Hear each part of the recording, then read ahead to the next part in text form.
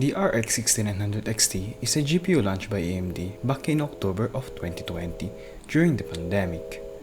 It was their flagship GPU, finally being able to match Nvidia in terms of processor performance in the ultra high-end market.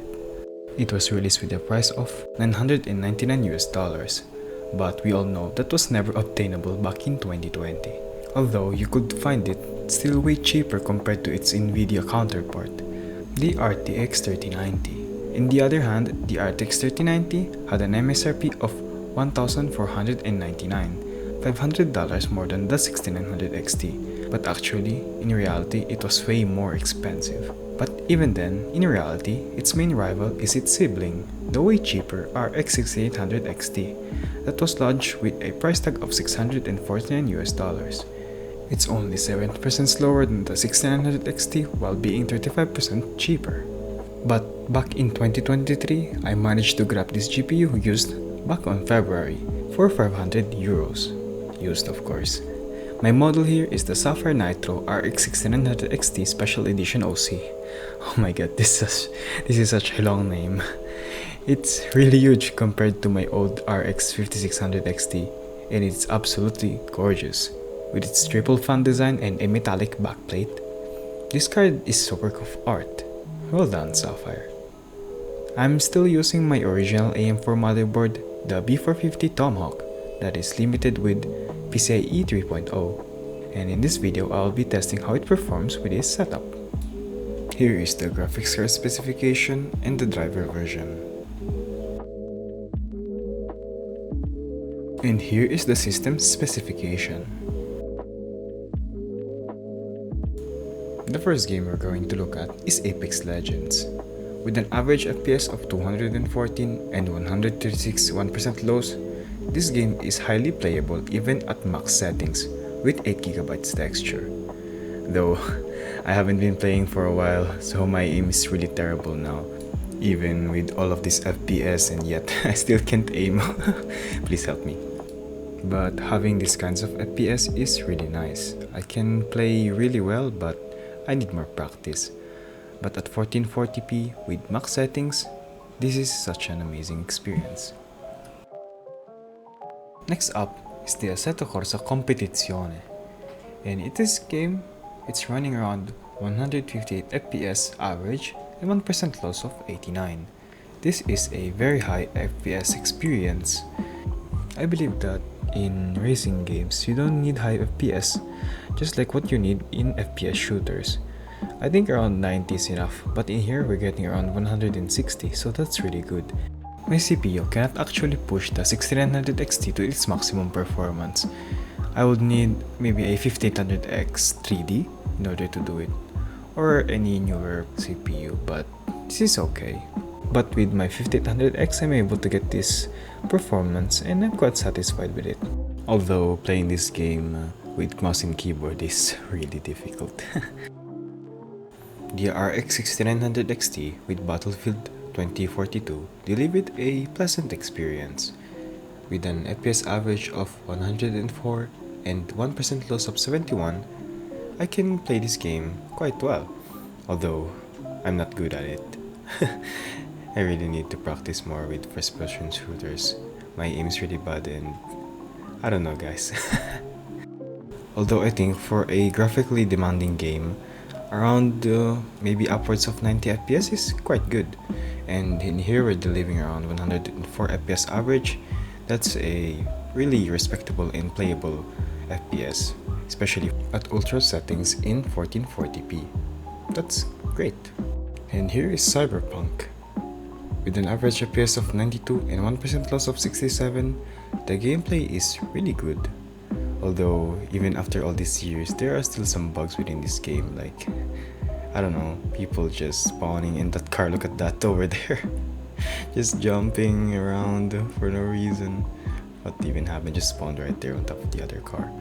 But, as you can see, the FPS is running around 92 FPS average and 68. And right now, in the crowded place, it's around 83, 85. It's a really playable experience, and if you want more FPS in this game, you can just lower the settings because we're playing on extreme settings. Next up is Call of Duty Warzone. I'm playing the plunder mode because I can spawn here even if I die, so that's great. And in this game, the RX 6900 XT is capable of delivering 139 FPS average and 1% loss of 60. This FPS is really good for graphically demanding games, just like what I said in Battlefield 2042. For this game, I think upwards of 90 FPS is enough. But in here, we're getting more than 120 FPS, and that's really good and playable. Although, just like Battlefield, even with all of this FPS and all this gear, I'm still not good. I need to practice more. But if you're a pro player, I think you'll be satisfied with this FPS, especially when running the game at ultra settings. Of course, you competitive gamers will turn down the settings, and if you do that, the FPS will be higher and more stable. So the RX 6900 XT for this game is such a beast at 1440p. Next up is Overwatch 2.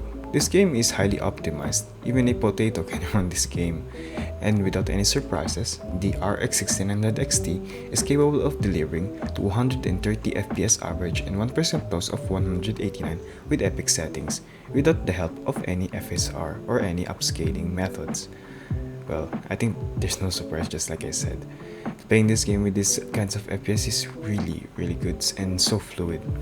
And of course, if you want more FPS, if you need more than 200, you can lower down the settings. But at that point, maybe you'll be a bit bottlenecked by the CPU. But in my opinion, more than 144 unless you're actually a pro player.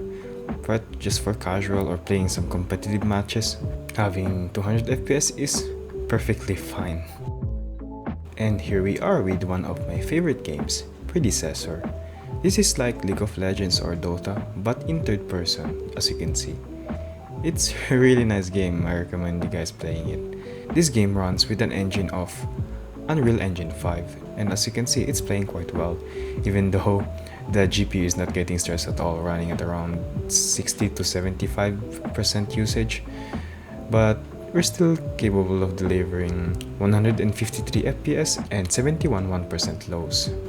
Although if you want more FPS, I think we need to lower down the settings or buy a more powerful CPU in order to push this GPU a little bit further. But with this FPS, I'm quite satisfied. At epic settings in 1440p. Next up is Red Dead Redemption 2. This game came around 2018 if I remember correctly, but graphically speaking, this is still one of the best. As you can see, we are able to deliver 148 FPS average and 1% loss of 109. This is achieved using hardware on box, optimized settings, and playing this game with this high FPS and this visual is just therapeutic. This is such a joy to play, guys. I really recommend playing this game if you didn't play it yet. The atmosphere and the graphics is just so amazing in this game. It's so good, especially with this performance. And here we are with Valorant. Valorant is another game that can run on a potato PC, so with no surprises here. We are able to have an average of 298 FPS and 1% loss of 116 at high settings. Pretty much the maximum settings. And as you can see, it's so fluid. I can play this game really well, although just like all the other FPS shooters, the problem is not the computer or my peripherals, it's me. But even then, if you are a competitive gamer, this game with the RX 6900 XT will run so easily. And if you want even more FPS, you can lower down the settings. But I think just like Overwatch, you'll be limited by your CPU, because this game is more CPU intensive than it is graphically. And here we are with the last game, War Thunder. I played this game so much and playing it again is a bit nostalgic. Although as you can see, we are having an average FPS of 203 and 1% loss of 104. And this game runs really well with this GPU, the RX 6900 XT at movie settings at 1440p. I have no regrets. Maybe the only regret I have is the amount of time I spent playing this game, although it's quite fun.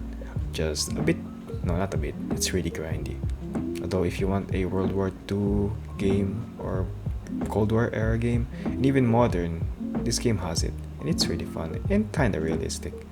It's one of the best games of this genre. I really like it.